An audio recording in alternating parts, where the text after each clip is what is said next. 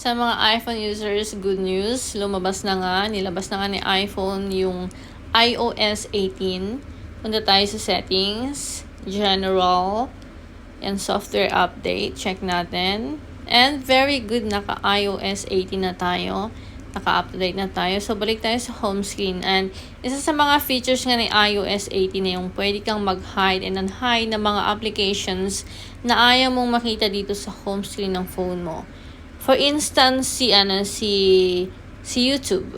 Gusto kong itago si YouTube dito sa home screen ng phone ko. Long press lang natin si YouTube. And meron siya mga options na lalabas. So, pinutin natin itong require passcode. And pinutin natin yung hide and require passcode. Maglagay tayo ng passcode. Ayan, passcode. And pinutin natin yung hide app.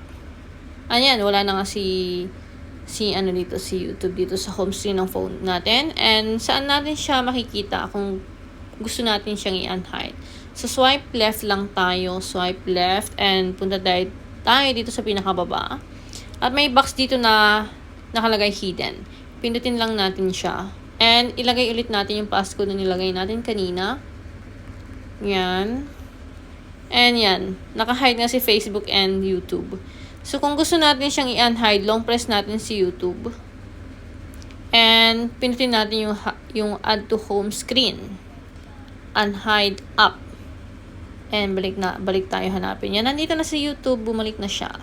So, napakaganda ng feature natin kasi dagdag security talaga sa ating mga application sa ating phone.